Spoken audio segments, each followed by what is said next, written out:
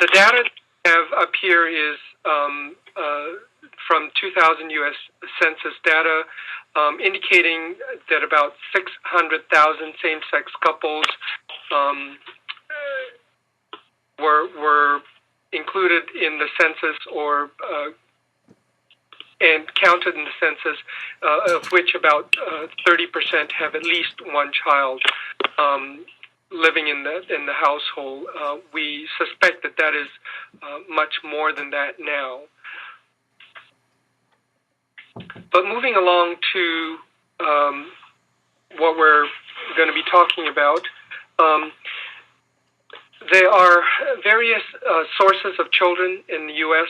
being raised by gay parents. Some of these include children who were conceived in heterosexual relationships, followed by separation or divorce after the parent comes out as gay.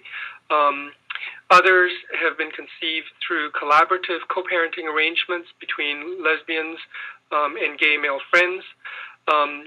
Other gay male couples have adopted children to build their families. Historically, there were some gay male couples who used traditional surrogacy, but in the last 15 years or so, assisted reproductive technology has become prominent in being used for family building by gay male couples. So, how is assisted reproductive technologies used in this situation? Well, in order for us to do IVF, we need to have, for gay male couples, we need to have donor eggs, and we need to have a gestational surrogate. And typically, sperm from the intended father or fathers are used to inseminate eggs that are provided by an egg donor, and the resultant embryo or embryos are then transferred into a gestational surrogate who then carries the pregnancy. So conceptually, that is what is done. Egg donors are typically healthy women, ideally in their 20s. We generally prefer not to use egg donors who are older than 32 years old because we know that statistically the odds of pregnancy begin to decline once the egg donors get into their mid-30s. There are two types of egg donors that can be used. One type is called the known egg donor or directed egg donor, and these are typically sisters or other family members or close friends. And then there are anonymous egg donors, which are recruited and matched through an egg donor agency.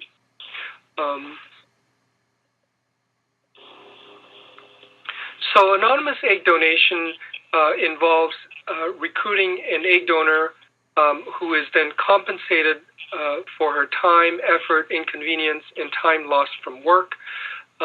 Conceptually, we try not to say that they are selling their eggs because the compensation is not dependent on the number of eggs that they donate. They get compensated the same amount, whether 5 eggs are retrieved or 45 eggs are retrieved. Typically, the compensation ranges from $3,000 to $10,000.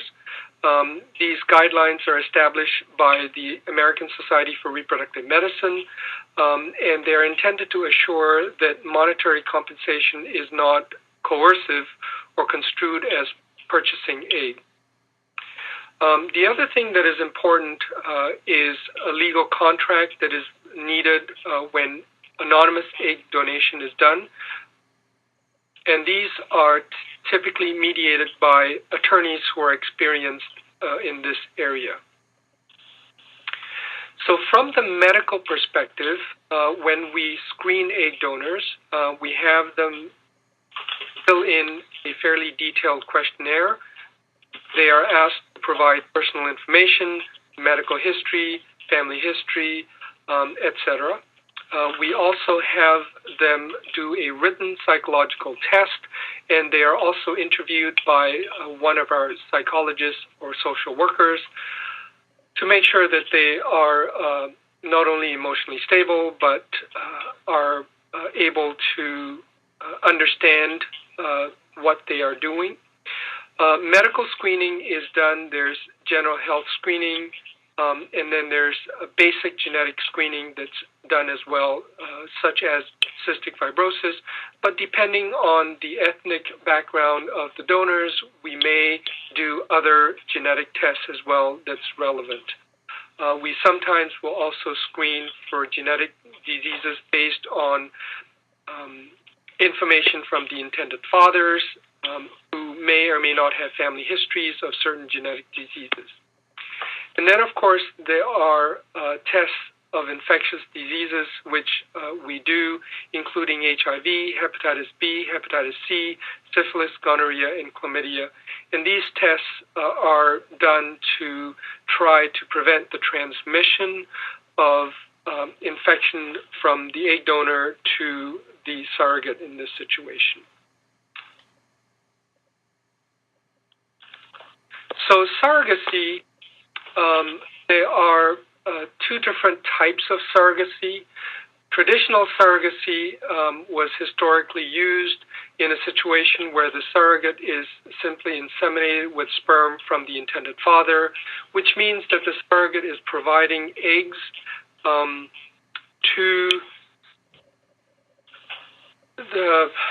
providing the eggs for the pregnancy, and so genetically the eggs are coming from the traditional surrogate. Historically, that was a method of family building used not only by gay male couples, but by others as well.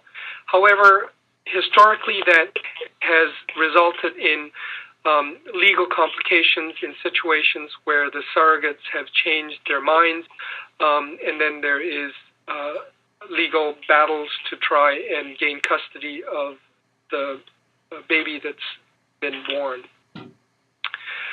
More recently, gestational surrogacy has been used to avoid some of those legal complications. I can speak for the situation in Massachusetts, where I believe it was in 1997 or 96, the Massachusetts Supreme Judicial Court issued a ruling that in a situation where a traditional surrogate changes her mind, she gets to keep the baby because genetically it's her baby.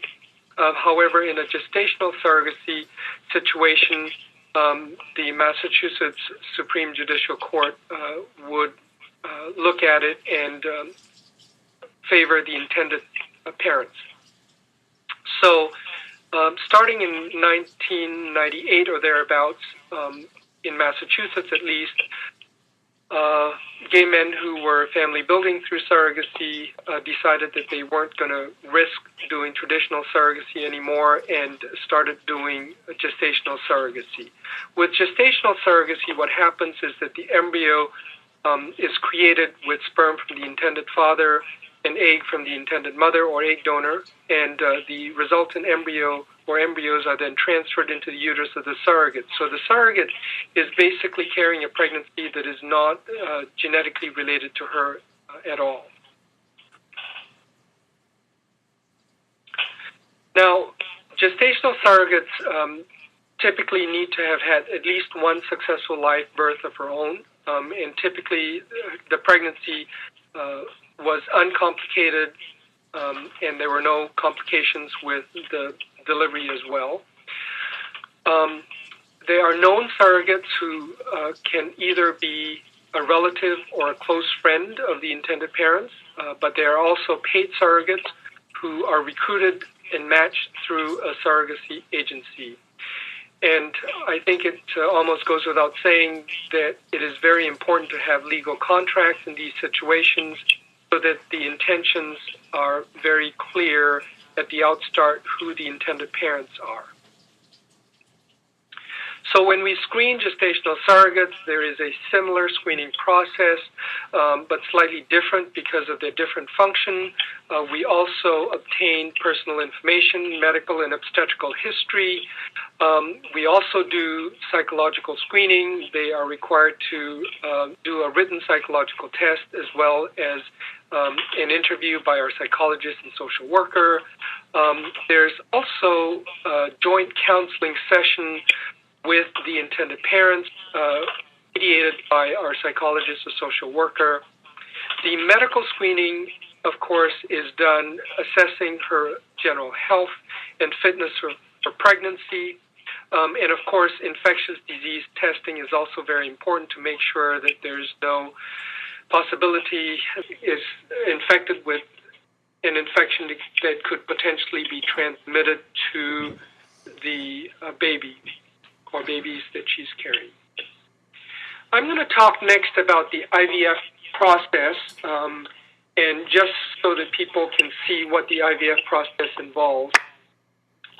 So just in general terms first, assisted reproductive technology basically involves handling of both eggs and sperm in our laboratory or an embryology laboratory. And IVF is a common procedure. If you look at the most recent published CDC data, in 2008, there were over 145,000 ART procedures reported in the U.S., and these resulted in over 46,000 live births and over 61,000 babies. So while IVF is common, it is not for everyone. There's also the possibility of multiple gestations if more than one embryo is transferred, and we'll talk a little bit about that a little later on. There are several steps involved with the IVF process. The first one is egg retrieval from the egg donor. The eggs retrieved from the egg donor are then inseminated by sperm from the intended father, hopefully resulting in fertilization. And following development of the embryos, an embryo transfer takes place. So I'm going to go through some of these steps in a little bit more detail. The first thing is that the egg donor needs to undergo what we refer to as controlled ovarian stimulation. And basically she takes hormone injections daily for 2 to 3 weeks, depending on her response. And this stimulates her ovaries to produce multiple follicles, and so we then retrieve multiple eggs.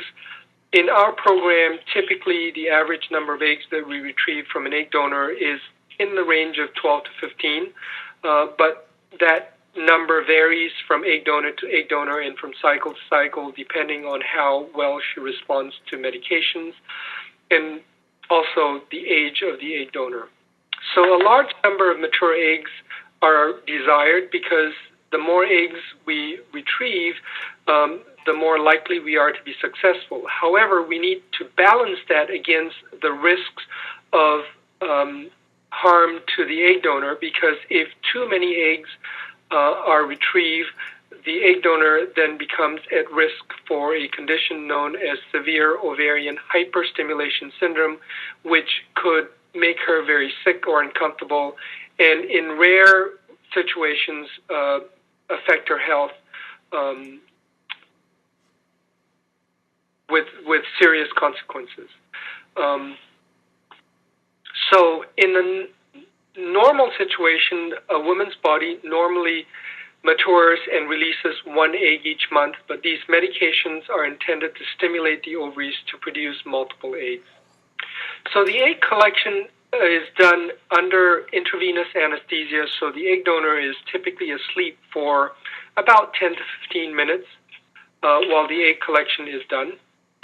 An ultrasound probe is placed inside the vagina, and we can visualize the follicles, which are the egg sacs containing the eggs, on an ultrasound monitor, and these follicles show up as black circles. A needle is then inserted directly inside the vagina, puncturing each of the follicles in the ovary and draining the fluid in the follicles. And if there's an egg in the follicle, the egg then drains with the fluid into a test tube. So the semen is collected separately by the intended father through masturbation at the same time that the egg retrieval is being done. And in certain situations, depending on availability of the intended father, the sperm may have been collected previously and frozen. And if we're using frozen sperm, then the frozen sperm is thawed, and we use the frozen sperm, thawed frozen sperm, to inseminate the eggs.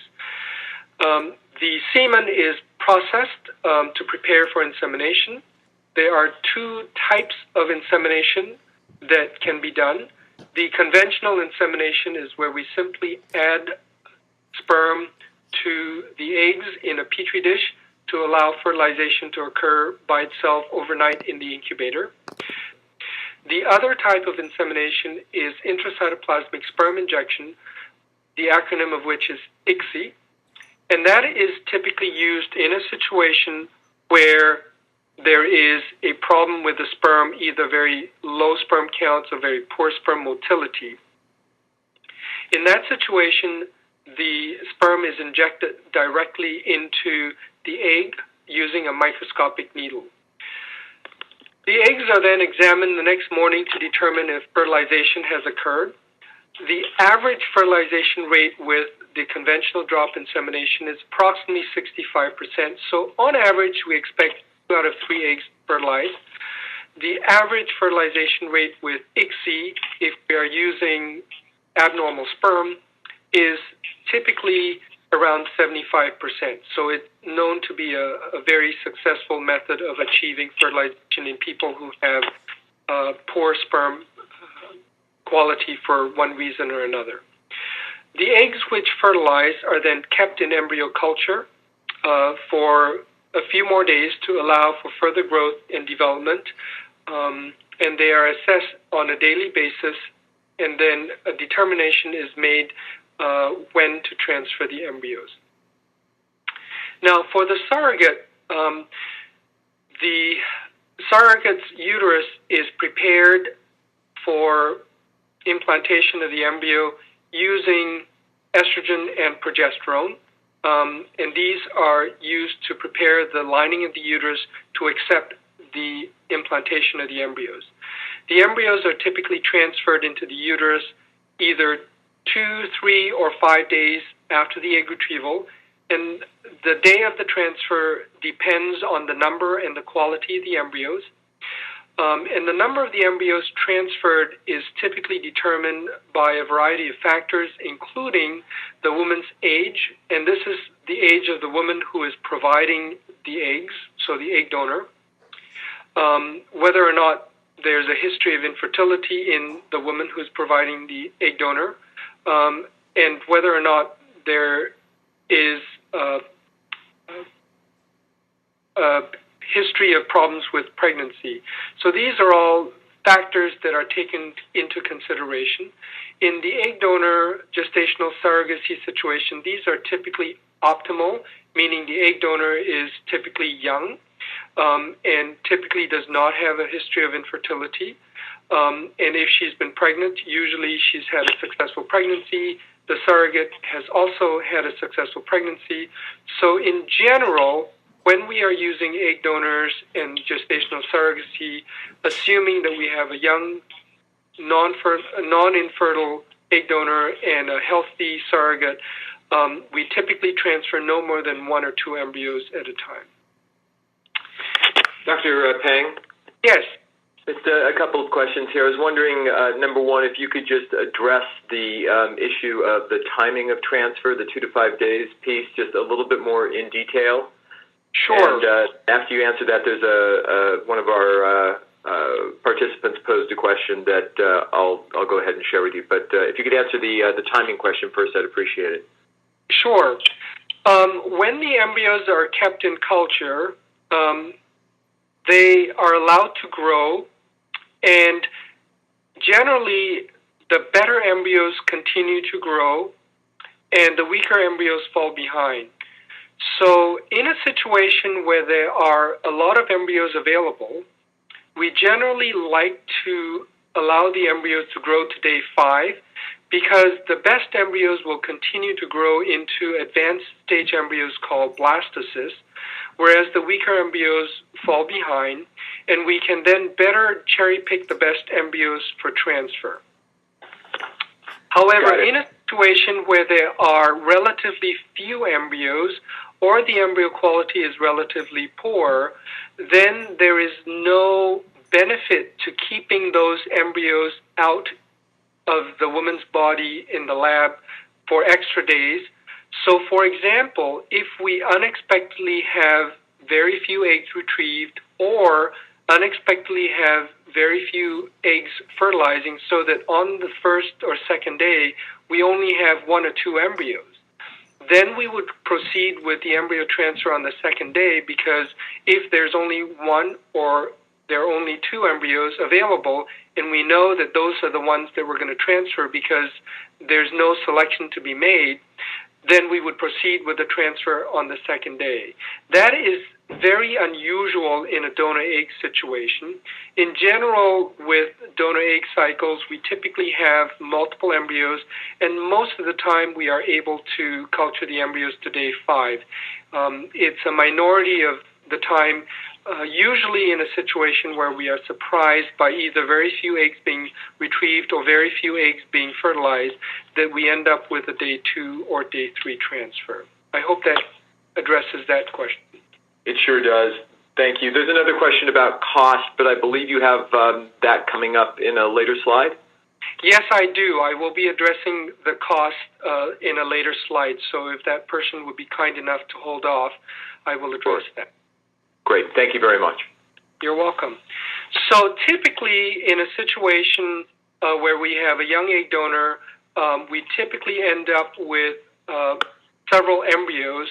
We generally transfer no more than 1 or 2 embryos, and the remaining embryos that are good quality embryos can be cryopreserved for future use.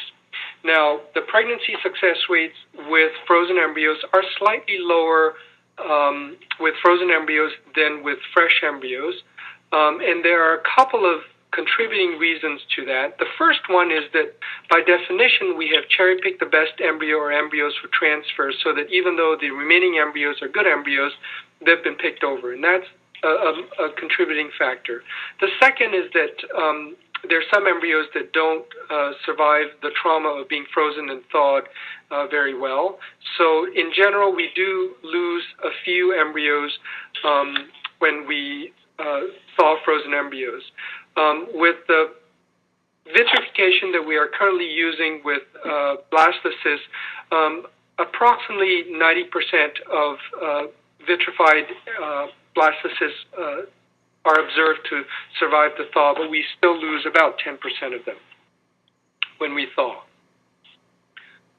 So I'm just going to talk a little bit about our experience here at RSC New England. We were first approached by a male couple in 1998, and I suspect that that was because of the SJC ruling here in Massachusetts. Prior to 1998, male couples were typically doing traditional surrogacy, but following the ruling by the SJC, and when it became clear that traditional surrogacy could potentially lead to legal problems if the traditional surrogate changes her mind, male couples then turned to doing gestational surrogacy here in Massachusetts. So in the early days, in the first 5 years, we treated 3 male couples, and between them, we achieved 4 pregnancies and 5 children between 2 couples. One of the 3 couples tried only 1 time, and when that was not successful, they did not pursue it any further. The number of male couples increased a little bit more in the mid-2000s. So between 2004 and 2010, we treated 15 couples. and all 15 of them have been successful in achieving at least one or more children. At the end, in a few more slides, I'm going to present some case studies just to illustrate some of the cases that we've had. So before we go to some of the case studies, I just want to summarize what we have achieved. Of the 15 couples that we have treated between 2004 and 2010, all 15 of them were successful in achieving a pregnancy and live birth. 11 of those couples were successful with their very first attempt. 3 cycles required a second attempt to get a baby, and one of the 15 couples were successful with a frozen embryo transfer when they were unsuccessful with their first cycle. So as you can see, this is a very highly successful treatment, primarily because we are using young, healthy egg donors and gestational surrogates who are all proven carriers of pregnancy because they've all had their own pregnancies. 3 of these 15 couples returned for another baby after their first attempt was successful, so they came back for a second baby. One of these couples was successful with their second attempt, and 2 other couples were successful with frozen embryo transfers. One couple actually returned for a third baby after having 2 successful pregnancies and 2 babies. And so to summarize the statistics, there were, of these 15 couples, 18 fresh IVF cycles were done. One of these, the 19th cycle was actually a fresh cycle where embryos were frozen and then they came back later for a frozen embryo transfer, and I'm going to explain that in the case study that I will present. Of these 15 births resulted in 25 babies. There were 13 singleton births, and 6. The singleton births, there were 7 girls and 6 boys. There were also 6 twin births, 3 sets of twin boys, 1 set twin girls, and there were 2 sets of mixed gender twins. So just a couple more slides to talk a little bit about expectations before I do some case presentations to illustrate what we've been able to do here. Gay couples need to be aware that success rates will be different among different individuals because of the history of the individuals, their individual medical history or personal history that could potentially influence the success rates of IVF. If we look just at overall IVF data, for example, in the U.S., about 36% of ART transfers result in live birth delivery, and that's very low compared to the statistics that I just presented. However, that's because most of these are people who have infertility. Many of them are older women. And so there are other factors that can influence the success rates of IVF and ART. As you can see in the figures that I just recently provided with surrogate pregnancies using eggs from young egg donors and healthy surrogates, the success rates are very high. They're not now, just because men are gay does not necessarily mean that they may not have fertility issues. So there are some gay men who present to do this, and when we do a semen analysis, we may discover that there are sperm problems. Generally, those problems are does not prevent them from proceeding. In situations where there's fairly severe sperm problems, we can always do ICSI.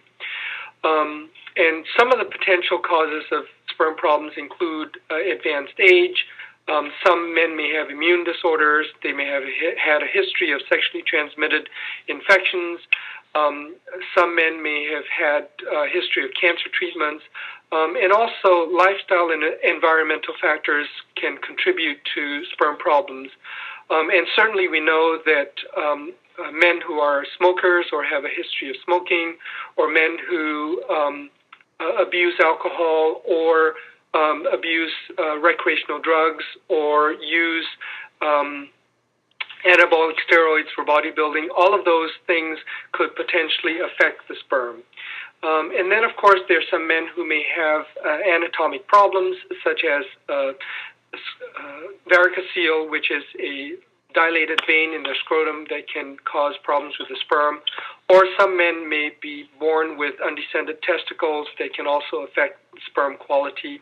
And there may be functional issues as well, such as inability to ejaculate, retrograde ejaculation, or erectile dysfunction.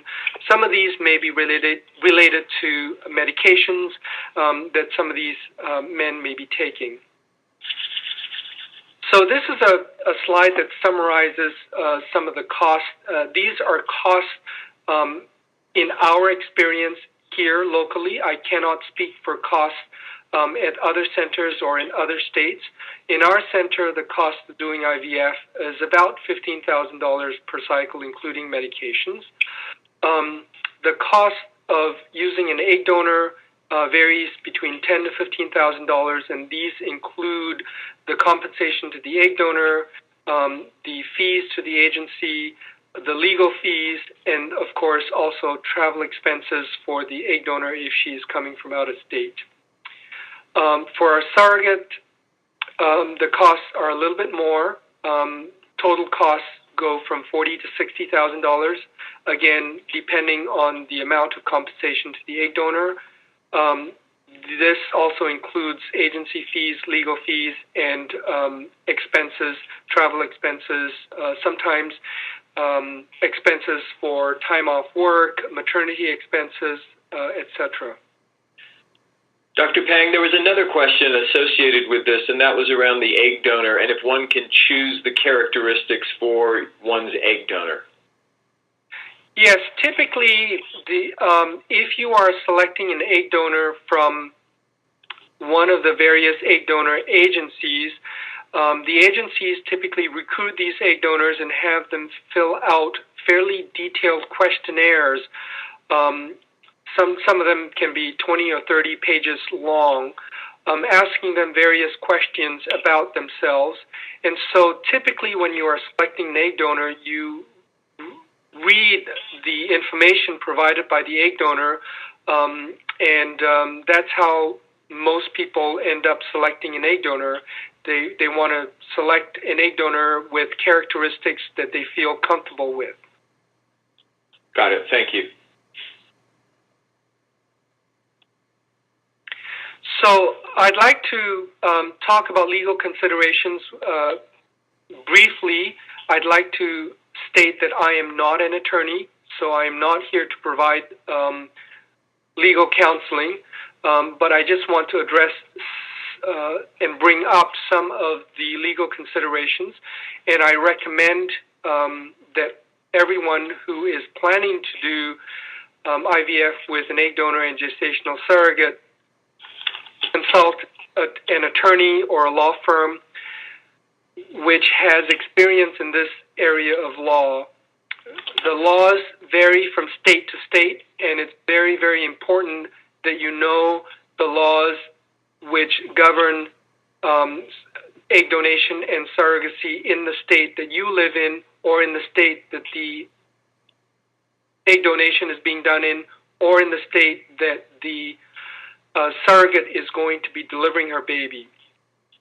Because there could potentially be legal consequences if you are unable to gain custody of the baby in a state where surrogacy may be illegal, and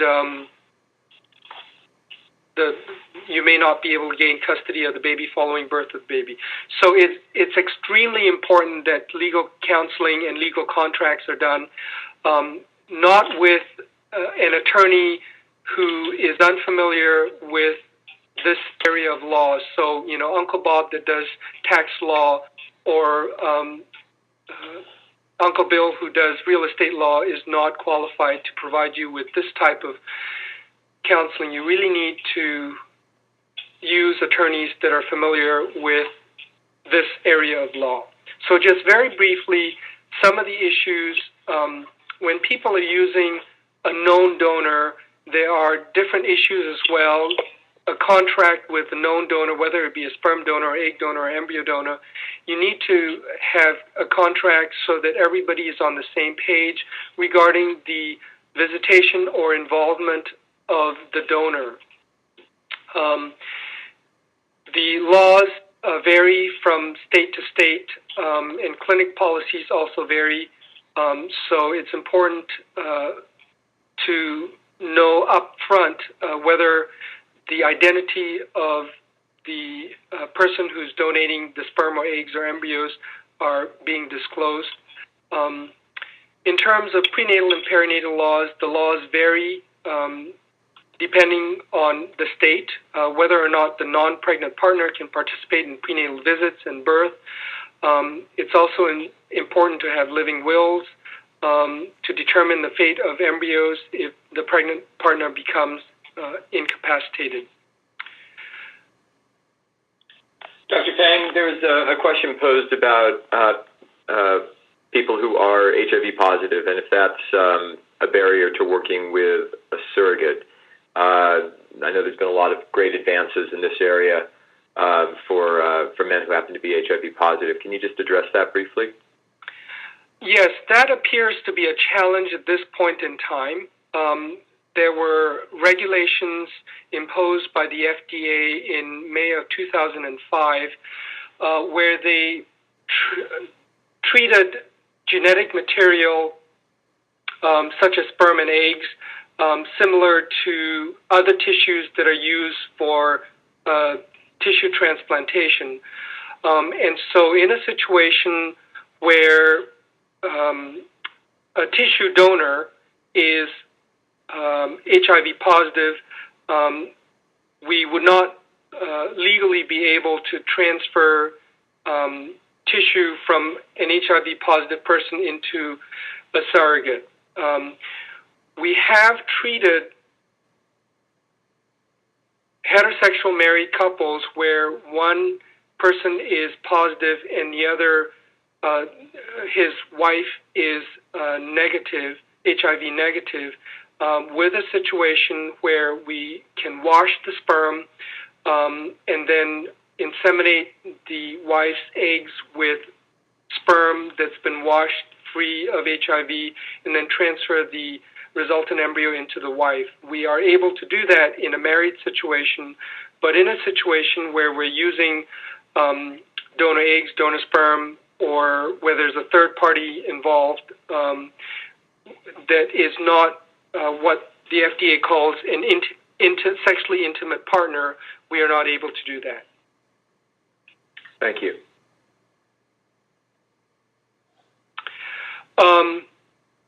So again, speaking about the legal considerations for surrogacy, surrogacy is banned in several states, and so it's very important to know which state the surrogate lives in and which state the surrogate is going to deliver at, and the lawyers who are in this field, it's their job to know the laws in the various states and to counsel you appropriately. And in terms of second parent adoptions and birth certificates, that's also important, and that is important because typically if there's a gay male couple, if one of them is the genetic parent and the other one is not the genetic parent, the non-genetic parent may need to file for a second parent adoption. In Massachusetts,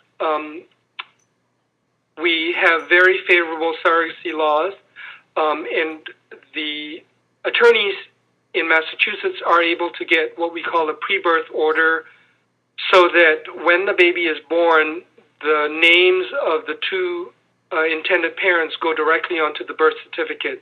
That is not necessarily the case in every other state. And again, that's why it's very important to have legal counseling so that you know what the situation is in the state that you live in and also the state that the surrogate is going to deliver in. So I'm going to just present a few cases to illustrate some of the points that I've made in the presentation so far.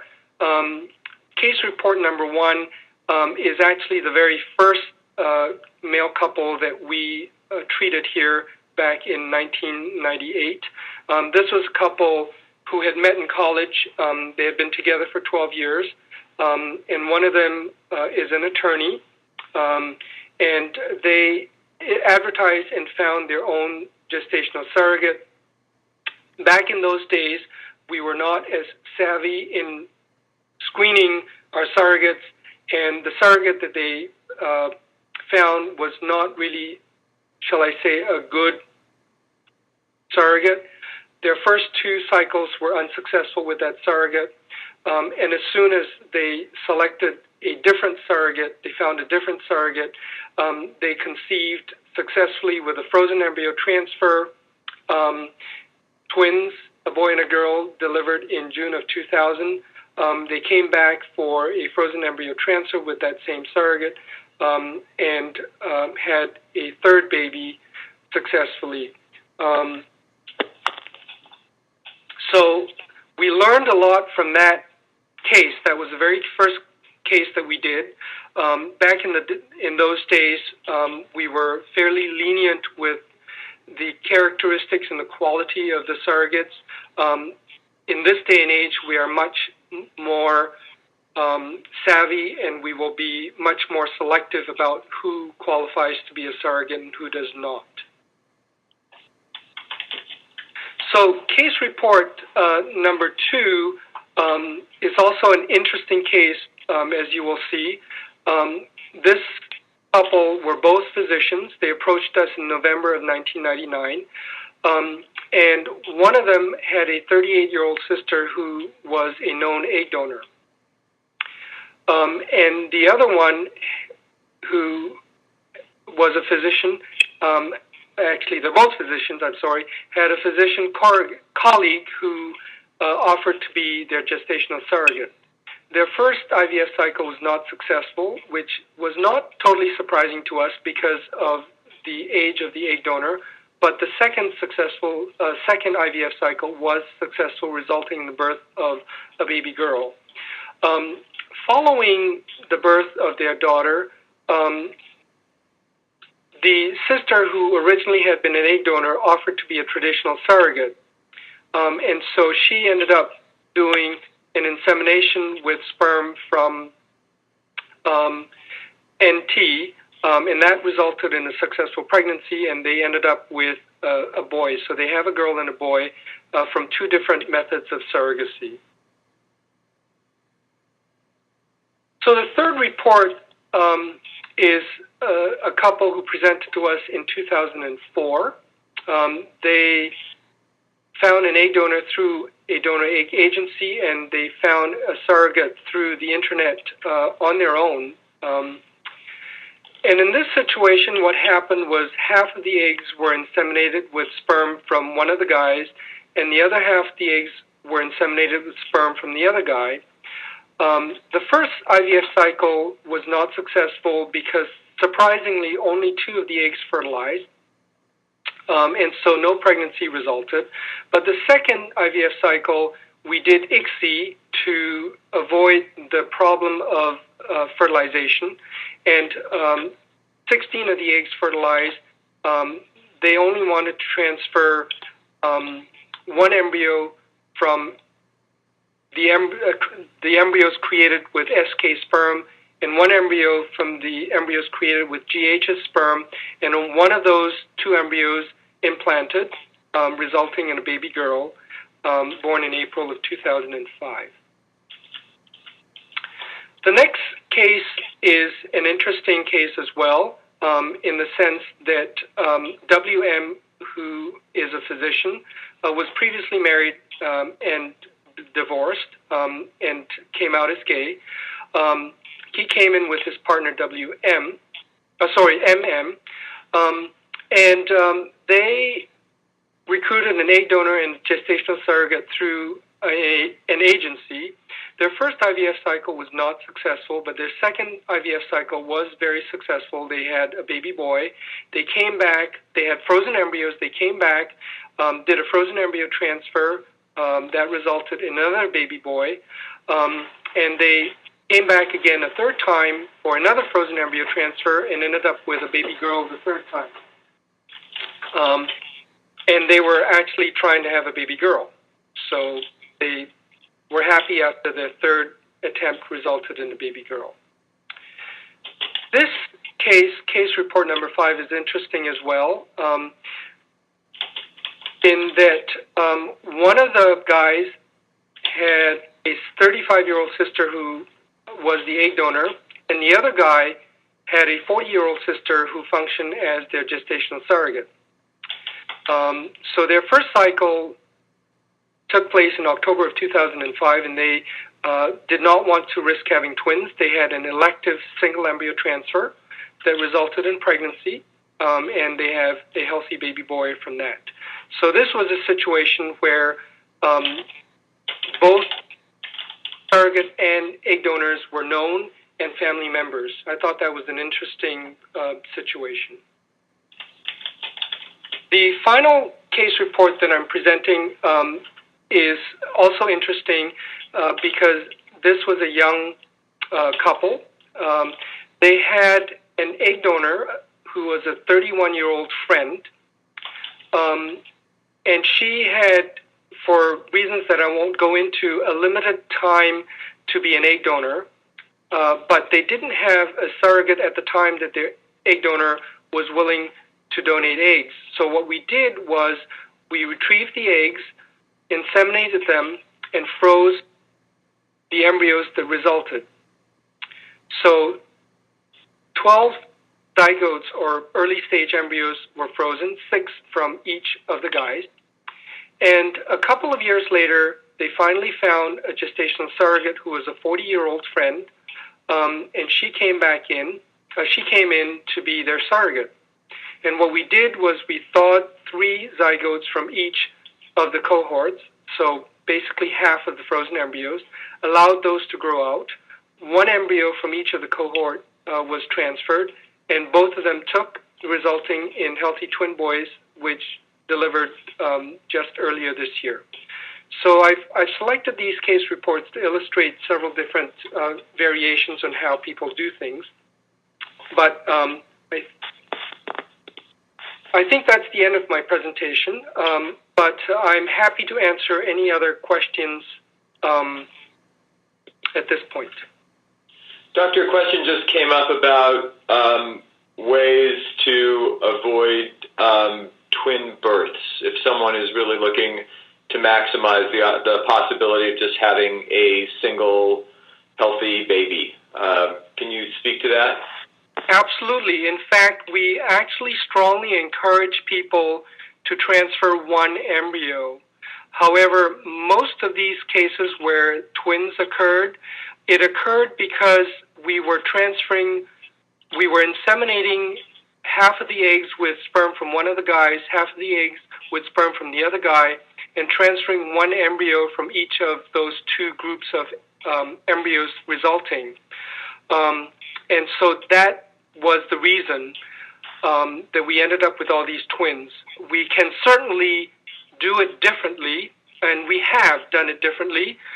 Just this year, in fact, just within the last couple of months, we did a case where they did not want to have twins, so while we inseminated half the eggs with sperm from one guy and half the eggs with sperm from the other guy, we froze all the embryos from one of the cohorts and transferred 1 embryo from the first guy, and the woman is pregnant now. She's actually 8 weeks pregnant today. So yes, that is certainly a way to avoid twins, and we actually encourage people to transfer a single embryo. Got it. Thank you. other questions that people have, this would be a great time to just post them up on the text chat.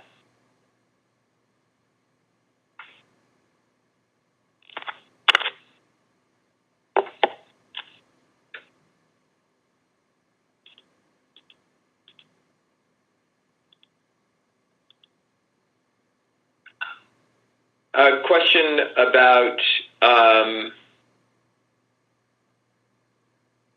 India. Hang on one second. Any thoughts on surrogacy from India?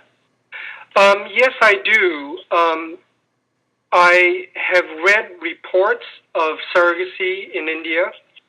The reports that I have read seem to suggest that the success rates are in the 20 to 30% range.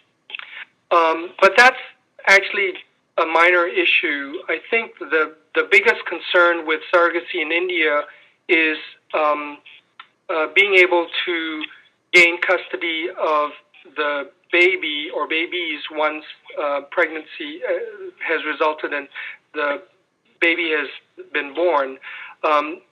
Very recently, just within this year, there was a situation with surrogacy in India where a Canadian male couple went to India for gestational surrogacy. After the baby was born, the Canadian High Commissioner required that the baby be tested for paternity testing to prove that one of the two guys was the genetic father before the Canadian High Commissioner in New Delhi would issue a passport to the baby.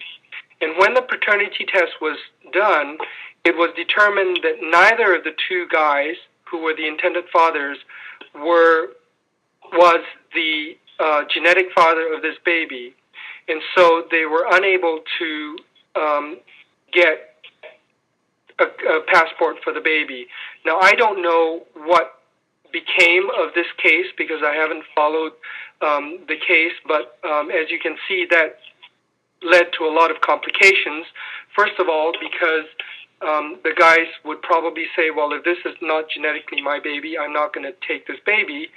The surrogate is going to say, well, this is not my baby, I'm just carrying the pregnancy, and so, this baby ends up being abandoned.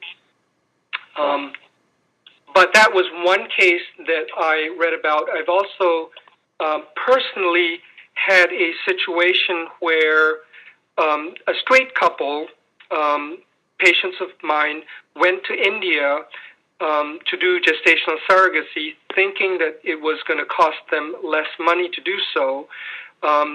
Long story short, they came back to me after 4 unsuccessful attempts, having spent well over $100,000 in India, and now they're going through treatment here, saying that if we had known what that would, we would have spent over $100,000 with 4 unsuccessful cycles in India, we wouldn't have done that. So those are just 2 of my personal concerns with doing surrogacy in India. Got it. Thank you. Another question regarding the male biological clock, and if you could just address that. The male biological clock. Well, the biggest concern with aging men who become parents is that with advancing age in the man, there is an increase in risk of having a genetic problem in the child. And these are what we refer to as autosomal dominant genetic diseases. There has also been recent studies in the psychiatric literature suggesting that the incidence of mental illness such as schizophrenia and bipolar diseases and autism may be increased in men who are older. So that data is coming out, and that appears to be a problem. In terms of being able to achieve pregnancy and have a baby, that does not appear to be a problem. Okay, so the follow-up question popped up. I'm 50. Is that over the age limit, so to speak? Well, that is not over the age limit. It depends on what you mean by age limit. Certainly, we know that the older the man is, the more likely they are to have a child that is affected by a genetic disease or have mental illness. But none of these are absolute thresholds. It's a gradual increase. If we look at the policies of donor sperm banks, for example, donor sperm banks generally do not accept sperm donors who are over the age of 35 because, that's when they start seeing increasing risks. But certainly we treat men here who are in their 40s, and we've had, in terms of gay male couples, we've not had anybody who is over the age of 50, but certainly in heterosexual couples, we've had a handful of men who were in their 50s or 60s, and maybe even one who was in his 70s with a young wife. So we will not absolutely say, no, you can't do it. We would just counsel you about the increased risks. If you have concerns, you can certainly go to a genetic counselor for some counseling.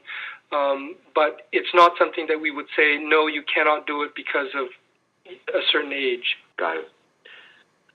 Well, Dr. Pang, thank you very much for your time. We're at the top of the hour right now. I'd like to thank everyone who is here today. Also, would like to make people aware that on the AFA's website, we have toolkits that are available specifically designed for gay men and gay women, and they're available at theafa.org, and it's a great resource for information if you happen to be gay or lesbian and you're looking at creating your family.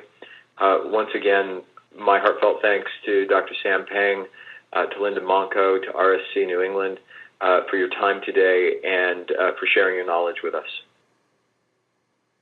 It was my pleasure. Thank you, Ken. Have a great day. Bye-bye.